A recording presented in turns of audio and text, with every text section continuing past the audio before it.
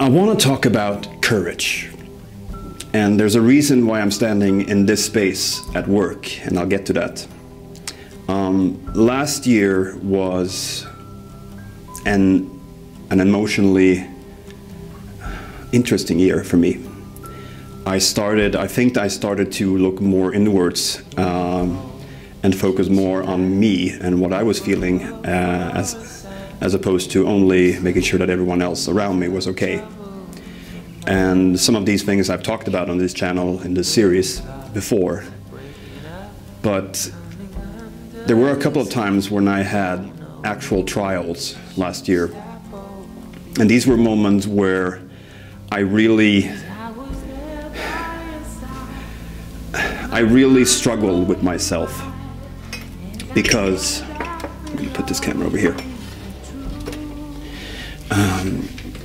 Because I was giving opportunities that 5, 10 years ago I would have easily said, yes, I'll do it, and I'll do it good.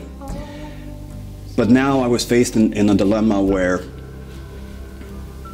I wasn't sure. And the reason was, basically, I wasn't sure because I was sure that I didn't want it, but I wasn't sure how the people who asked me to do this would feel about me if I said no. If I would be portrayed as someone who's not in there for the team, or someone who is like, oh, okay, so he doesn't have anything more to give. But that act of saying no to something that I felt in myself was not for me was probably the greatest act of courage that I've done when it comes to myself throughout my entire life. And the reason I'm standing in this space right here, because I stood here about 4 or 5 months ago, and I was staring out the window, and a friend of mine, a colleague and a friend, came and said, "What's up?" And I said, this was on a Friday, "I'm trying to think of what I've done this week, but I can't think of anything." And she said, "Uh-oh."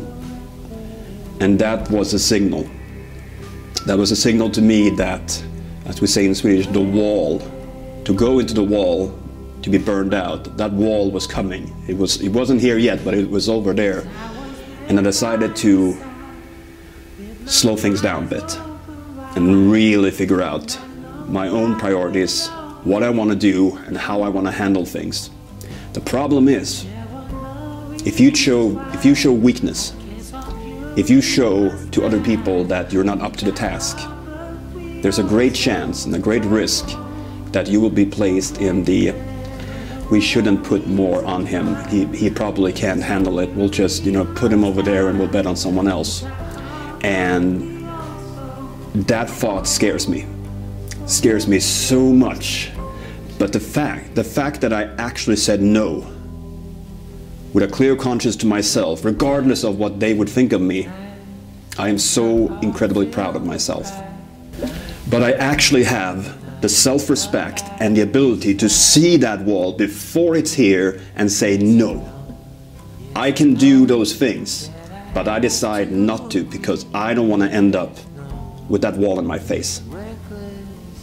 And yes, it makes me look weak, but to be honest, I don't care. Because the way that I'm feeling, that is what everything is all about. That is what's important. What I'm feeling and how I perceive the world, and not me letting the world perceive me and punch me down. So I don't want anyone to think that I'm useless or I can't do things. But the fact that I can decide for myself, if I can and if I want to, that is what matters. That is what is important.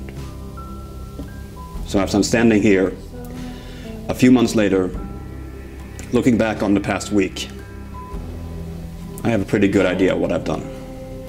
And that, my friends, is progress. Good talk.